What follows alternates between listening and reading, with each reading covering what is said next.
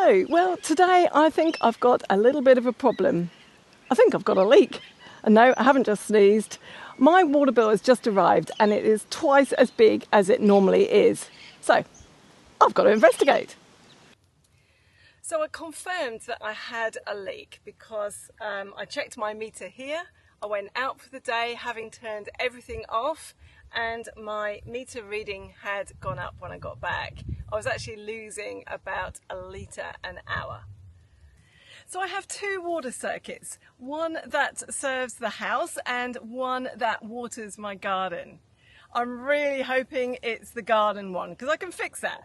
If it's a house one, I'm going to have to call for a plumber. And I really want to keep both my kidneys. So down in this hole is the isolator valve for the garden system. So, fingers crossed, I turned this off. I went out for a few hours and when I came back the meter reading hadn't changed. Great! It means that this must be the system that's playing up. So I've done a bit of detective work around my garden and where I'm sitting right here the grass is bright green and a little bit moist. And I don't know if you can see behind me but the rest of the lawn is, well, pretty much dead. So I think I've found the culprit. It's my reticulation system, which is an automatic watering system for my lawn. So I'm going to start here. So I'm going to start by isolating the system by turning off the little valve in this hole in the ground. I've got to watch out for spiders. The horrors of gardening in Australia. Big spiders. So the first job to do, which as you can see I'm almost done, is to dig up the electric control valve, which is called the solenoid.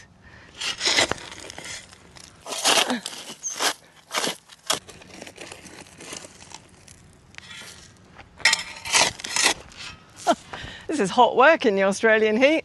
Probably should have started about 4 o'clock in the morning.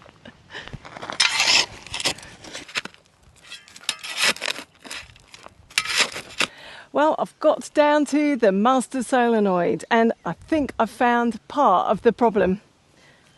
Now, every girl loves a root, but not when it gets in the way of the job in hand. So it's got to get yanked out.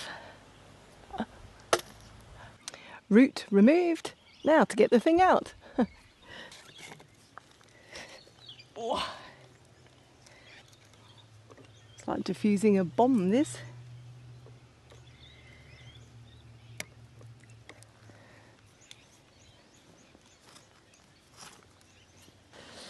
So I think this is going to be the culprit. It's the master valve and it's the first in the system. So logically, this is what I think is going wrong.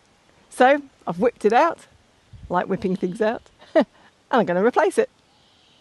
So I've been to the retic shop to get a replacement master solenoid. I'll do an impression of what the guy said about my old one. Ooh, no, that's not going to work. So I've got a brand new shiny one. Got my shiny new solenoid, which I'm going to fit in a moment. But first of all, I've got to prepare the threads. Now for that, I'm going to be using some PTFE tape, which I'm going to apply in a clockwise direction onto the threads. Now clockwise is the way that I will be screwing the fixtures on, so it's important to do it the same way, so that when you screw the fixtures on, it doesn't all get all buckled up and get ruined. So I'm going to do that now. Alright, so you have to cover the whole thread 3 times. So I'm just going to wind this round.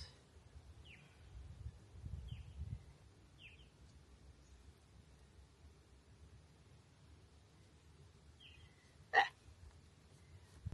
So I'm now ready to fit the solenoid. And this next bit is really important.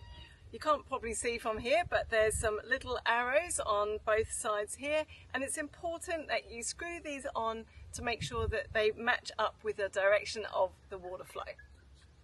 And here are the arrows here. So double checking the direction of flow one more time, I'm going to screw it on.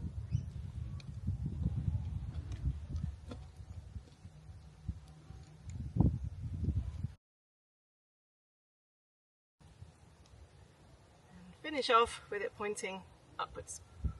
So far so good. Now the difficult bit. And I forgot to mention that the connector on the supply side has an O-ring. So it's a good idea to grease that up a little bit with some rubber grease, just to help it slide on a little bit easier. That should do it. And then pop the connector on. So wipe your greasy hands on your shorts and then screw the supply side in.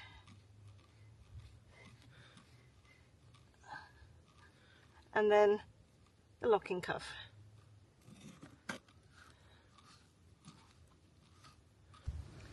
Next, fingers crossed, I'm going to turn the isolator valve back on and check for leaks. And hopefully there aren't any. And look at that, no leaks. So now I'm just going to unscrew this to let any air out of the system.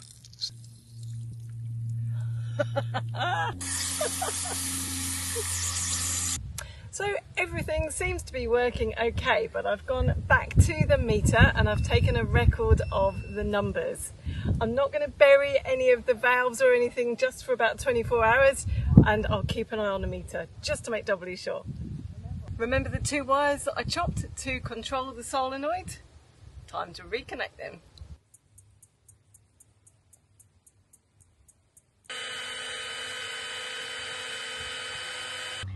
These heat shrink joints are really good, and a bit of heat shrink over the top. Slide it on.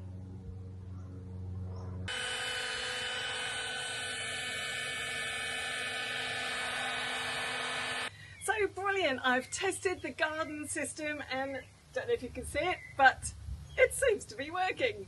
Awesome. All I've got to do now is just fix up a couple of these pop-ups to make sure they pop up properly. I'm Bonnie English. I hope you found this little video entertaining or even a little bit useful. If you did, please like or subscribe. And I'm off to play in the sprinklers.